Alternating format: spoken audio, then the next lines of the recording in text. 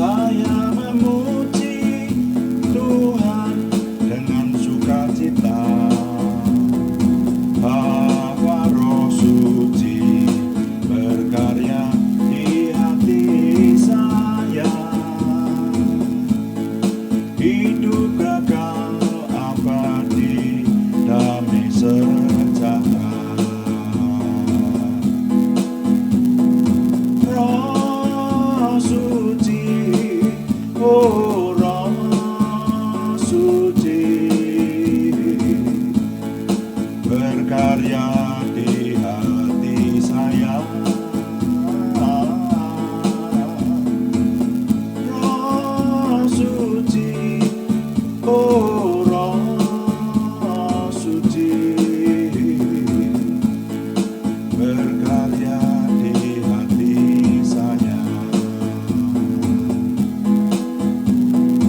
Pilih Roh Suci, makarya ing manah kula memuji Gusti kanthi sukarena. Awit Roh Suci, makarya ing manah kula,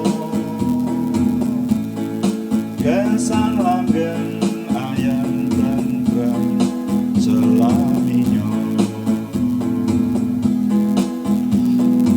Roh Suci, oh Roh Suci, makarya ing manah kula. Roh Suci, oh Roh Suci, makarya ing manah kula.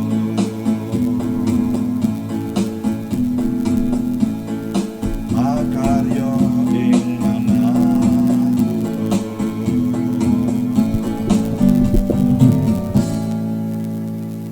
Bapa, kami mengucap syukur malam hari ini Tuhan memberkati kami.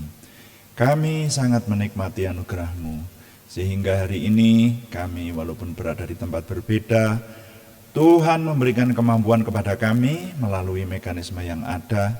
Bahkan di tengah kesesakan, Tuhan justru menambahkan terobosan baru. Kami dapat bersekutu menyatukan hati, merenungkan firman Tuhan dan juga melayani Tuhan dengan doa. Urapi semua yang kami kerjakan, semuanya menjadikan nama Tuhan dimuliakan dan kami semua diberkati. Terima kasih Bapa di surga.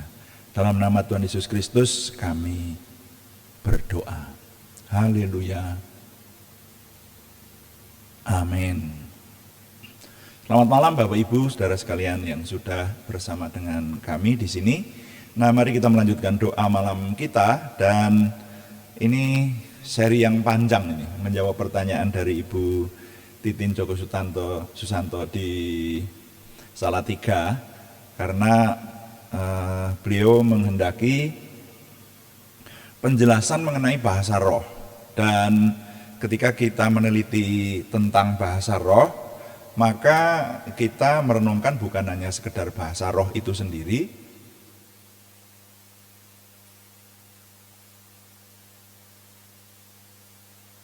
tetapi juga karunia-karunia roh yang lain. Karena ketika kita teliti, maka bahasa roh itu adalah salah satu dari karunia roh, ya. Dan saya sekali lagi boleh mengingatkan bahwa mengenai bahasa roh ini, karunia bahasa roh ini, tidak setiap kalangan Kristiani dapat menerima. Ada kalangan Kristiani yang benar-benar tidak dapat menerima tentang bahasa roh. Ya, saya tidak tahu bagaimana kalangan yang tidak menerima ini menafsirkan atau menerima 1 Korintus pasal 12 ayat 1 sampai 11 ini. Dimungkinkan adalah menafsirkannya karunia roh, yang di situ ditulis karunia roh itu sama dengan karunia Tuhan yang lain, seperti itu. Makanya ya sudah, tidak ada penjelasan lebih panjang lagi karena saya tidak menyelaminya. Tapi bagi kalangan yang dapat menerima bahwa bahasa roh itu ada, disebutkan oleh firman Tuhan, dan bahkan bisa berlaku sampai hari ini, nah ini yang saya menggumulkannya, saudara-saudara, dan dengan referensi yang lain dan juga pengamatan di sepanjang hidup dan pelayanan saya di kiri kanan kami, maka ada kalangan yang bisa menerima ini. Nah, yang bisa menerima bahasa roh itu ternyata mengartikan bahwa karunia roh itu berbeda dengan karunia Tuhan pada umumnya. Jadi kalau kita diberi karunia kesehatan, karunia kekayaan, karunia harta benda, itu berbeda dengan karunia roh, karena istilahnya juga dibedakan mulai dari bahasa aslinya, saudara ya. Jadi kalau di dalam bahasa Inggris disebut spiritual gift, dalam bahasa Jawa ganjaran kasukman, atau bahasa Indonesia karunia roh atau karunia rohani, ya bahasa aslinya karismata. Nah, itu dibedakan dengan karunia-karunia yang lain. Nah, kemudian kalangan yang bisa menerima bahwa bahasa roh ini ada dan sampai sekarang ini masih diberikan oleh Tuhan kepada umat beriman untuk dapat dipergunakan, maka 1 Korintus pasal 12 ayat 1 sampai 11 itu menjadi ayat induk ya. Dan di situ disebutkan bahwa karunia roh, spiritual gift itu bukan hanya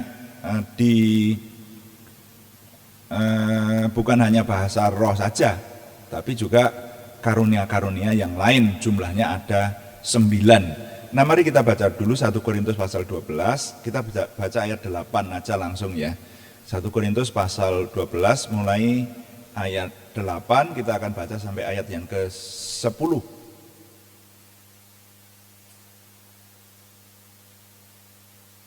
Satu Korintus pasal 12 ayat 8 saya baca untuk kita. Sebab kepada yang seorang roh memberikan karunia untuk, nah ini makanya saya beri nomor selingatnya. 1, berkata-kata dengan hikmat, dan kepada yang lain roh yang sama memberikan karunia. 2, berkata-kata dengan pengetahuan. Kepada yang seorang roh yang sama memberikan. 3, iman. Dan kepada yang lain ia memberikan karunia untuk. 4, menyembuhkan. Kepada yang seorang roh memberikan kuasa. Ini 5 ya, 5, kuasa untuk mengadakan mukjizat. Dan kepada yang lain ia memberikan berapa tadi? 5,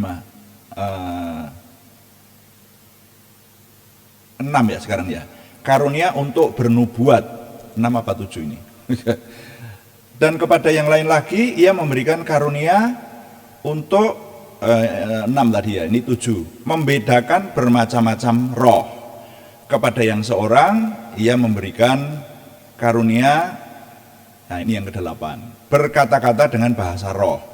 Dan kepada yang lain, nah ini yang ke-9, ia memberikan karunia untuk menafsirkan bahasa roh itu. Nah, sampai di situ pembacaan saya.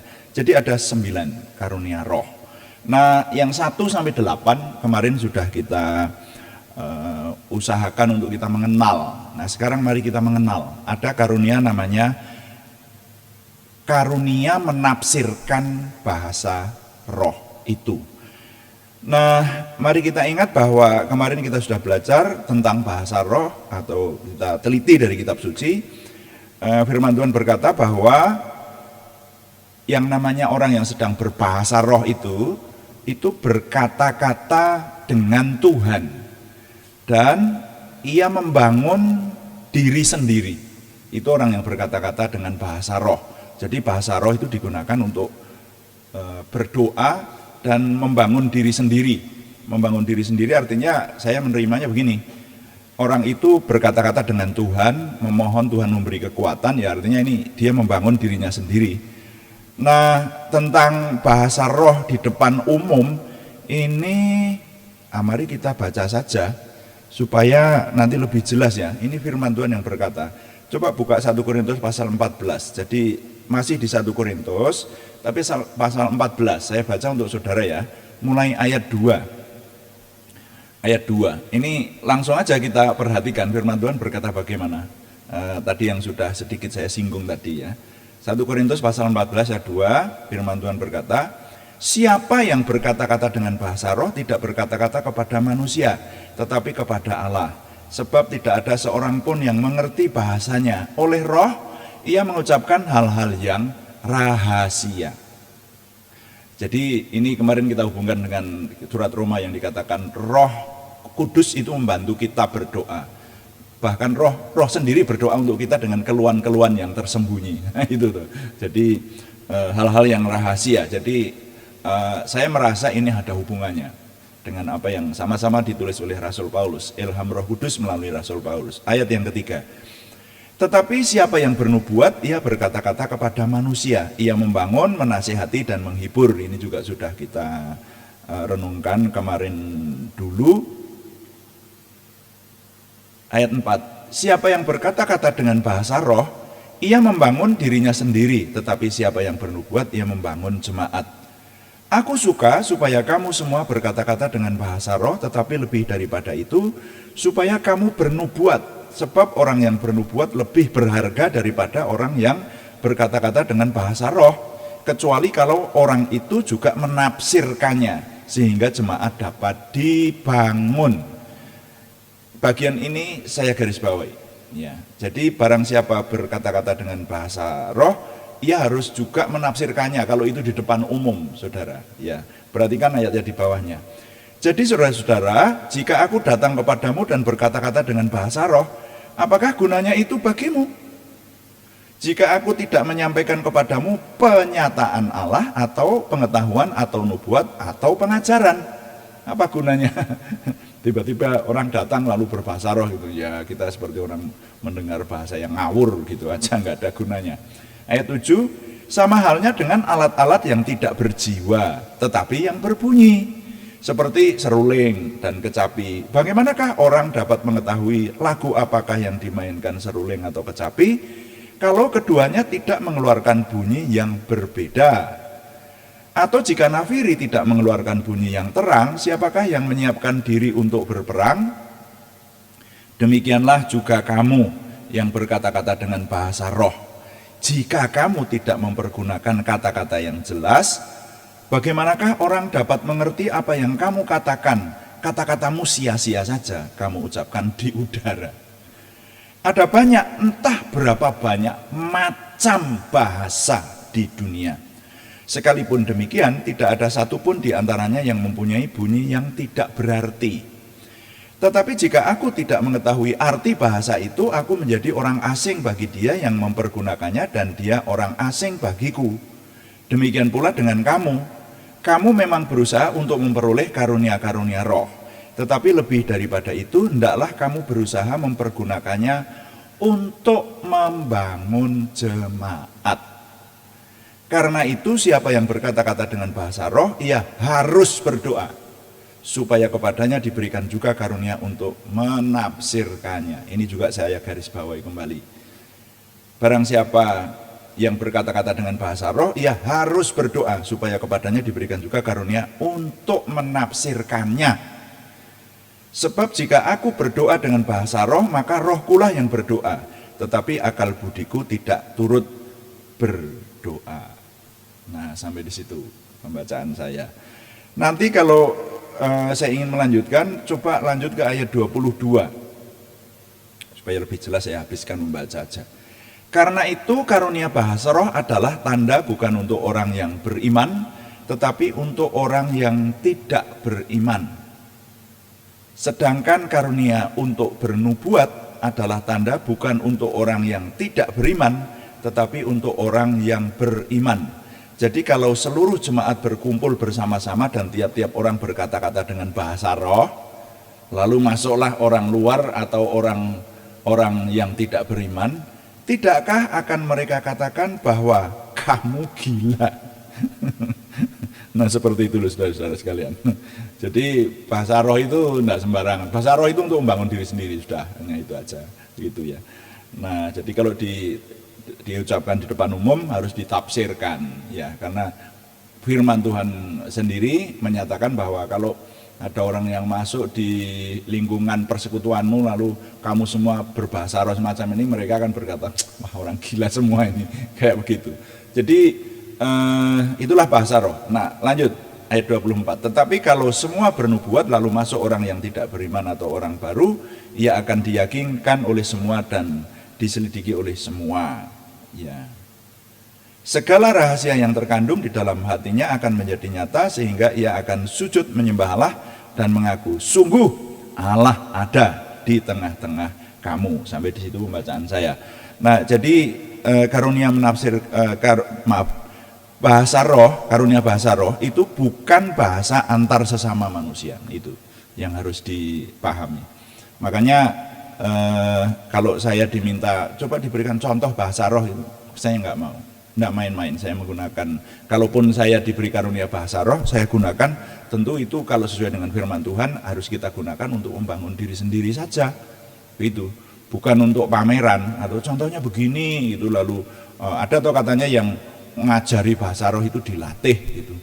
Coba berkata, ditumpangi tangan lalu minta kepada Tuhan, minta Roh Kudus memberi karunia Roh Kudus. Ucapkan, tirukan saya lama, nanti lama-lama lalu berubah, bukan hanya lama-lama tapi terus bahasa yang tidak keruan gitu. Ya, atau berkata rama. Enggak, itu saya yang seperti itu enggak ikut. Tidak setuju saya, karena firman Tuhan tidak berkata semacam itu.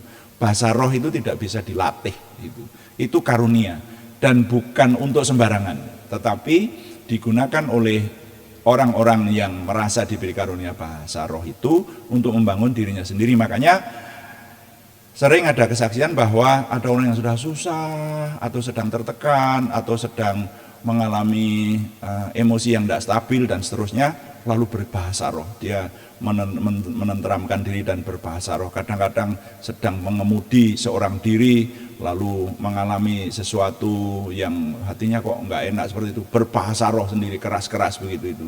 Ya silahkan aja.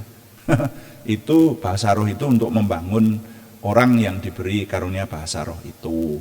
Dan di sini digarisbawahi adalah kalau itu diucapkan di depan umum, ini berbeda dengan pujian dalam roh loh ya.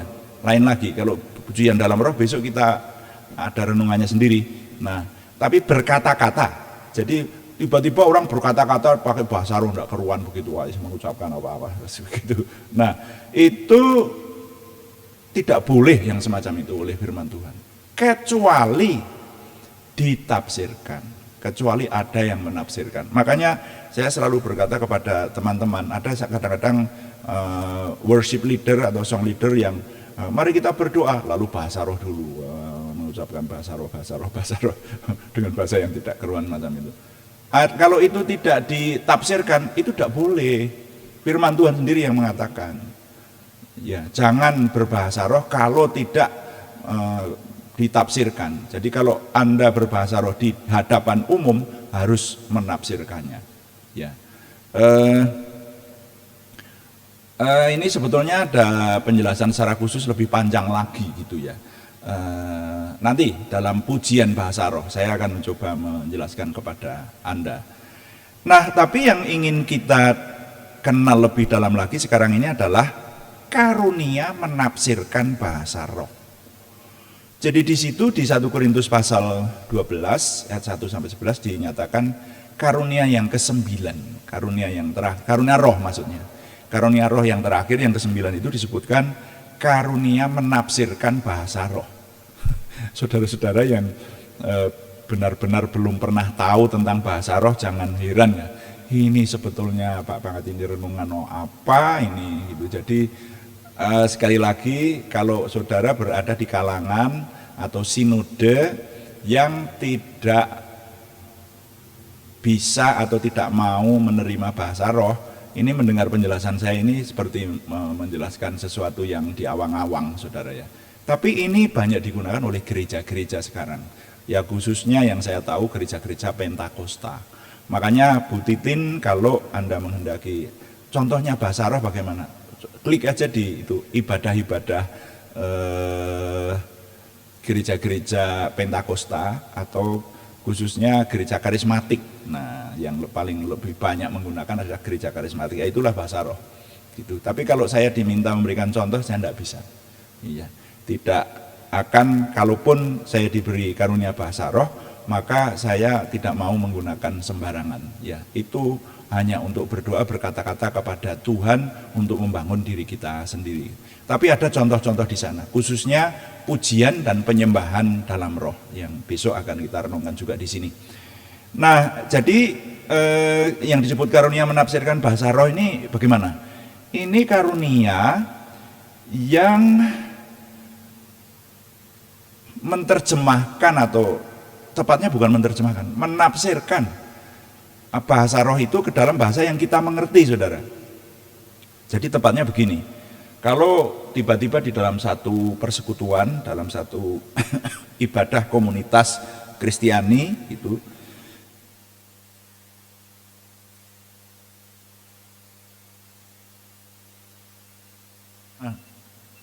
tiba-tiba ada yang berbahasa roh. Kalau tiba-tiba ada yang berbahasa roh, maka harus ada orang yang menafsirkannya, ya. Ada orang lain atau orang itu sendiri yang menafsirkan dengan, katakanlah misalnya bahasa Indonesia seperti itu. Jadi nanti dipahami oleh semua yang hadir, saudara. Nah, semacam itu. Jadi ada seorang yang tiba-tiba berbahasa roh, bukan memuji dalam bahasa roh loh ya, bukan pujian, tapi berkata-kata. Wah, dengan lantang berkata-kata. Itu harus ada satu orang yang menafsirkan, atau orang itu sendiri yang menafsirkan, seperti itu. Dalam bahasa Indonesia, kalau kita bersekutu di kalangan orang-orang yang pakai bahasa Indonesia, kalau bahasa apapun, kalau bahasa Inggris ya harus ditafsirkan dalam bahasa Inggris, semacam itu. Nah, saudara, saya memiliki ini, seringkali saya bacakan kalau saya menjelaskan akan hal ini. Teman-teman yang sering mengikuti pelayanan saya secara onsite mungkin sudah mendengar beberapa kali. Biasanya kalau setiap hari Pentakosta saya berulang-ulang menjelaskan tentang karunia-karunia roh itu, ini saya bacakan. Jadi ada sebuah kesaksian, saudara, ada sebuah kesaksian yang ditulis di dalam sebuah buku. Buku itu judulnya Roh Kudus Sang Penghibur.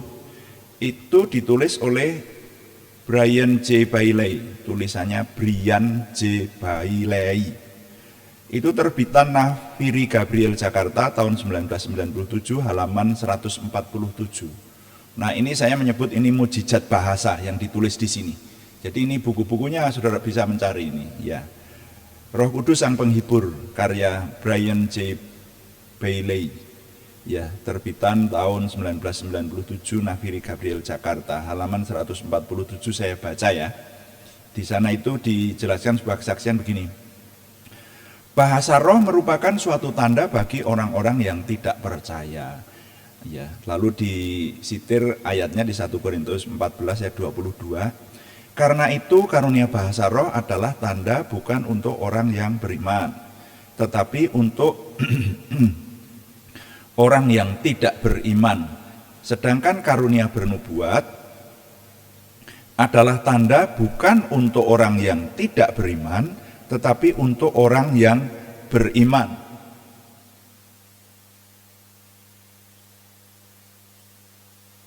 Saya lanjutkan. Izinkan saya menyampaikan sebuah kisah untuk memperjelas hal ini. Di Inggris bertahun-tahun yang lalu, seorang Yahudi di zamannya mengunjungi gereja Pantekosta yang saya kunjungi. Ini saya membaca buku ya, saudara ya. Ini yang ditulis di buku itu. Saya lanjutkan. Ia duduk di barisan belakang. Selama kebaktian, seseorang berbicara dalam bahasa roh.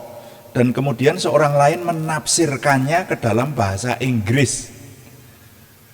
Pengaruhnya atas orang Yahudi ini sangat mengherankan. Orang yang berbicara dalam bahasa roh, yang sama sekali asing baginya, ternyata berbicara dalam bahasa Ibrani yang sempurna. Sesuai kebaktian orang Yahudi, saya ulangi, setelah kebaktian, orang Yahudi ini menghampiri pendeta dengan gemetar dan bertanya kepadanya, "Apa yang ada di tempat ini? Apa maksud Bapak?" tanya pendeta. Orang Yahudi ini kemudian mengejutkan sang pendeta melalui kesaksiannya yang tiba-tiba. Mengapa orang tersebut berkata-kata dalam bahasa Ibrani selama kebaktian dan membeberkan semua dosa saya? Gitu.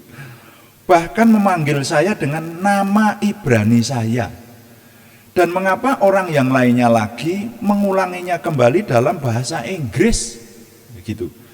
Nah, dalam keadaan yang sangat terkejut, sang pendeta berkata kepadanya, "Tidak ada yang bisa bahasa Ibrani di sini, khususnya orang tersebut."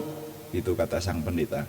Orang Yahudi tersebut tidak mempercayai sang pendeta. Jadi ia berbicara dengan orang tersebut dalam bahasa Ibrani sampai ia yakin bahwa orang tersebut benar-benar tidak mengerti bahasa Ibrani. Sang pendeta meyakinkan orang Yahudi ini bahwa Roh Kuduslah yang berbicara melalui orang tersebut, karena bahasa roh dan penafsirannya yang beroperasi bersama-sama berfungsi seperti nubuat, dan hati orang Yahudi ini tersingkap. Ya, baca 1 Korintus 14 ayat 25 tadi sudah kita baca.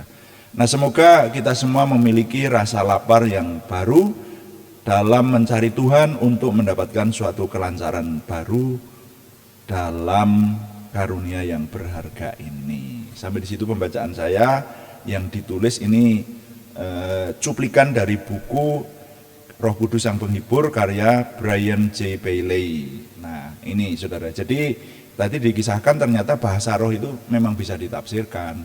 Jadi ada didokumentasikan di sebuah buku yang sudah dicetak itu saudara ya. Dan ini sebetulnya bukan peristiwa pertama.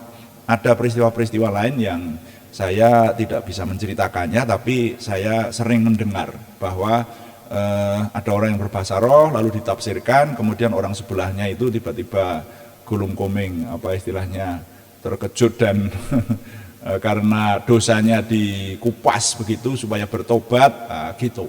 Itu saudara, dengan bahasa yang dimengerti oleh yang bersangkutan. Jadi saya hanya ingin menyampaikan bahwa sekarang ini ada di kalangan yang bisa menerima terjadi di sebuah ibadah atau persekutuan, biasanya itu tidak di ibadah umum, karena kalau di ibadah umum di gereja itu dibatasi oleh liturgi saudara ya, jadi waktunya biasanya juga terbatas seperti itu. Nah, kalau di persekutuan-persekutuan umum, khususnya persekutuan karismatik ya, teman-teman saudara yang memiliki keyakinan di gereja karismatika atau kalangan karismatika itu sering mengadakan persekutuan semacam ini. Lalu ada orang yang mengucapkan dengan bahasa roh yang orang lain tidak mengerti, tapi ada orang atau dia sendiri yang menafsirkan dan itu membangun jemaat. Itu sampai sekarang masih terjadi, banyak terjadi seperti itu. Nah, sekali lagi ini bagi yang bisa, kalangan yang bisa menerima. Kalau kalangan yang tidak bisa menerima, tidak masalah. Anda tidak berbahasa roh tidak berarti terus tidak masuk surga, ayatnya tidak ada. Itu ya. Nanti saya jelaskan di bawah. Jadi karunia ini diberikan Tuhan kepada kita bagi yang mau menerima dan menggunakannya untuk kemuliaan nama Tuhan dan untuk membangun jemaat. Jadi bukan untuk gagah-gagahan atau untuk pameran, atau bahkan juga sebaliknya, kalau tidak memiliki karunia menyembuhkan misalnya, atau mendoakan orang sakit kok nggak sembuh-sembuh seperti itu, terus itu wah ini berarti nggak punya karunia kesembuhan, ini yang seperti ini nanti belum tentu masuk surga, itu tidak ada ayatnya ya, jangan khawatir untuk itu ya. Jadi saya berharap dengan penjelasan yang saya berusaha menyampaikan ini khususnya untuk Ibu Titin Joko Susanto di Salatiga, tapi juga untuk semua yang mendengar pada sore hari ini tidak menjadi salah paham ya. Bahasa roh itu diterima ya, namanya karunia kok. Bagi yang mau menerima, diterima ya lebih baik. Kalau yang tidak menerima ya enggak apa-apa kalau menurut saya. Ya hanya tidak memiliki perlengkapan atau kelengkapan untuk melayani Tuhan dengan lebih lagi gitu. Karena karunia roh itu adalah karunia supranatural. Dan zaman sekarang ini, oh saya banyak melihat sudah. Jadi Yesus datang itu bukan hanya sekedar sebagai nabi yang penuh dengan retorika semata, tetapi Tuhan Yesus datang namanya penuh kuasa yang mengubahkan banyak orang. Orang-orang jahat diubahkan jadi baik. Wow, saya sudah melihat oleh anugerah Tuhan. Orang-orang yang jahat, benar-benar jahat saudara, sekarang jadi baik bahkan melayani Tuhan. Banyak semacam itu, dan bahkan mujizat-mujizat yang ditambahkan itu semuanya diatur oleh Tuhan sih. Jadi jangan berkata, loh kok tidak selalu terjadi mujizat, namanya mujizat ya tidak selalu saudara ya. Ya, tapi kalau Tuhan memberikan itu, diberikan lebih banyak untuk kemuliaan namanya, ya kenapa tidak? Ya silahkan aja, itu semuanya diatur oleh Tuhan. Jadi saudara sekalian, mengenai karunia menafsirkan bahasa roh ini, saya mencatat apa yang harus kita ingat dalam renungan malam hari ini, terutama untuk Ibu Titin. Halo Bu Titin. Saya menyusunnya dalam sebuah kalimat begini, renungan sore hari ini supaya kita dapat menerima berkatnya.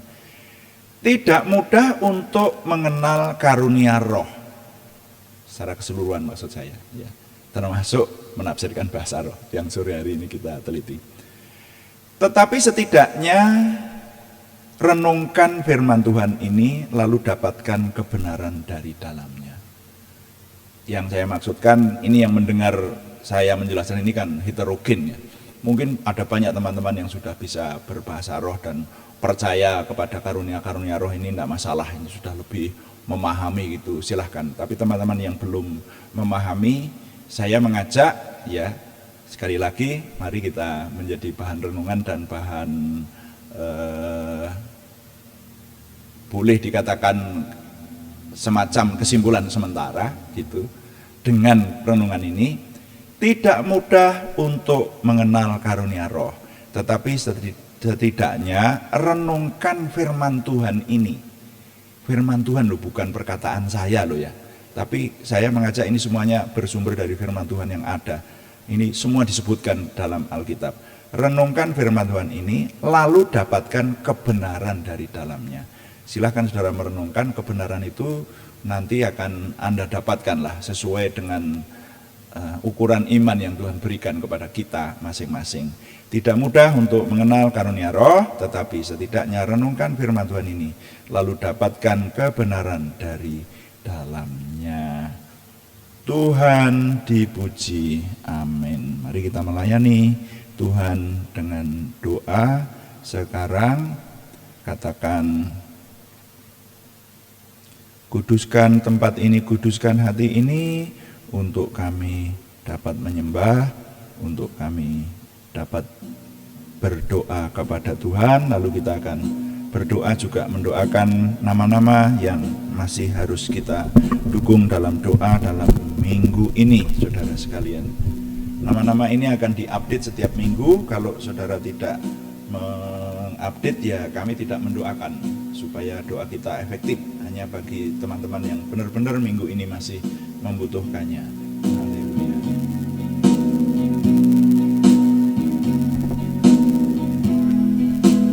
Haleluya.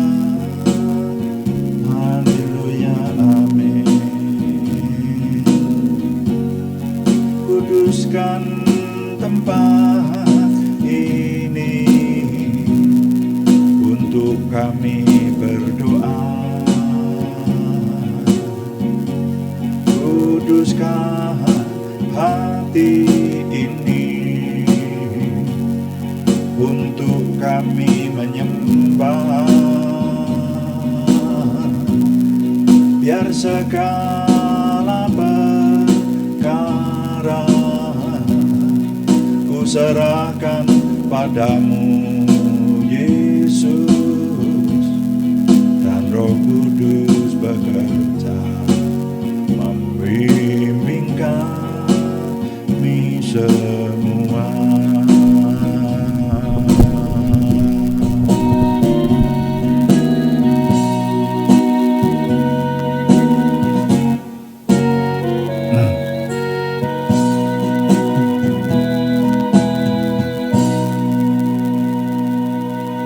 Bapa di surga, terima kasih untuk anugerah-Mu kami menyelesaikan doa malam kami.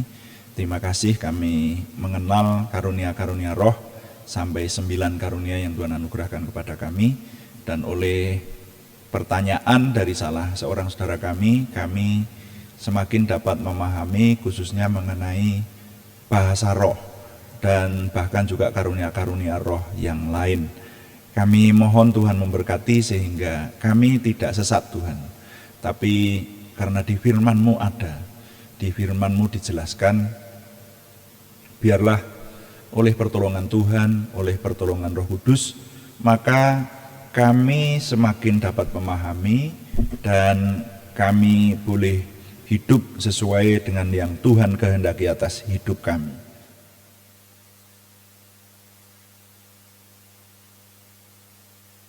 Kami menyerahkan Roh Kudus semakin dominan menolong kami, sehingga kami berjalan dalam jalan-jalan Tuhan sendiri. Terima kasih Tuhan. Kami berdoa khususnya untuk Ibu Titin Joko Susanto, Tuhan memberkati dengan proses kepada keimanan yang semakin dewasa dan semakin memuliakan Tuhan dan melihat hari-hari baik serta pertolongan Tuhan di dalam hidupnya dan keluarga besarnya. Berkati Pak Joko yang berada di kota yang berbeda dalam menyelesaikan tugas-tugas dari keluarga ini. Terima kasih. Kami sekarang berdoa untuk saudara kami yang dalam minggu ini masih harus didoakan. Kami mohon Tuhan yang mengingat. Kami berseru dalam nama Tuhan Yesus Kristus, Yesua HaMasiah Tuhan kami. Tuhan memberikan kesembuhan dan kesempurnaan pemulihan baik jasmaniah maupun kejiwaan kepada saudara kami Aryati Wirawan, saudara kami Arni Setiawati, saudara kami Budi Suswanti, saudara kami Yohanes Sutarman, saudara kami Elizabeth Sri Mintowati Indah Purwaning Tias, semuanya di Purwodadi, saudara kami anak Alek Yovanu Wibowo, saudara kami Supriyanto di Salatiga, saudara kami Siti Rondia, saudara kami Cahyani Bagiowati di Semarang, saudara kami Kristiningsih Joko Widodo di Yogyakarta, saudara kami Naomi Sumarsi di Wonogiri, saudara kami Handoyat Mojo di Jakarta. Kami mohon Tuhan yang menolong sesuai dengan limpah rahmat Tuhan yang besar. Dan juga kami berdoa untuk pergumulan selain kesembuhan, yaitu pergumulan dari saudara kami Sri Purwati di Penawangan, saudara kami Yohana Asri Sabtorini di Kediri, saudara kami Thomas Tio Adi Prakoso di Purwodadi. Mohon Tuhan yang menjawab doa, memberikan terobosan baru sehingga pertolongan Tuhan nyata. Terima kasih Tuhan, kami mengucap syukur dan kami menyerahkan semua yang kami kerjakan, baik pelayanan onsite online dan semua tugas-tugas kami, Tuhan yang menolong kami. Sehingga Tuhan semakin dimuliakan, kami semua diberkati, semuanya Tuhan bawa kami, dapat kami sempurnakan, baik penyempurnaan dari sisi kerelaan hati kami, dari sisi kesatuan hati tim yang ada, dari sisi kelengkapan sumber daya manusia maupun peralatan, juga konten-konten dan kesempurnaan yang lain. Tuhan menolong kami semua ya Tuhan, sehingga Tuhan semakin dimuliakan, kami semua semakin diberkati. Terima kasih setiap hari Tuhan memberikan kepada kami semakin memiliki pengenalan akan Tuhan, percaya diri bersama Tuhan, optimisme, antusiasme, semangat dan bergairah menyambut masa depan kami untuk menang bersama dengan Tuhan. Terima kasih Bapa. Kami mohon sesuai dengan firman Tuhan yang kami sudah renungkan, Roh Kudus menolong kami berdoa dengan keluhan-keluhan tersembunyi. Bahkan Tuhan, kami selalu mengakhiri doa kami dengan mohon Roh Kudus yang menolong menyempurnakan doa kami ini. Karena semuanya kami persembahkan dengan mantap percaya dalam nama Tuhan Yesus Kristus Juru Selamat kami. Haleluya. Amin. Demikian doa malam hari ini, dan saudara sekalian kami beritahukan bahwa doa malam dilaksanakan setiap hari, ya. Hari Senin sampai Sabtu. Doakan sepanjang kami diberi umur panjang dan kemampuan segala sesuatunya, doa malam ini akan tetap ada ya. Jam 18 waktu Indonesia bagian Barat. Juga doa pagi setiap jam 5 pagi juga hari Senin sampai dengan Sabtu. Di samping itu kami sebetulnya juga ada unggahan-unggahan yang lain ya, unggahan ibadah, pelayanan youth, pelayanan sekolah minggu, itu ada di channel yang lain, kami laksanakan setiap hari Minggu. Dan juga tim yang sama yang melayani saudara. Adapun yang melalui channel ini salah satunya adalah dokumentasi dari kesaksian-kesaksian yang ada, kesaksian-kesaksian ajaib yang pernah diterima oleh rekan-rekan kita dan sudah didokumentasikan. Silahkan ikut disebarluaskan, saudara ya. Berikan dukungan kepada kami, baik dukungan doa, juga memberikan subscribe. Yang belum memberikan subscribe, terima kasih. Dan like, komen, dan share sehingga lebih banyak lagi orang yang diselamatkan, diteguhkan imannya bersama dengan kita. Selamat malam, Tuhan memberkati. Amin.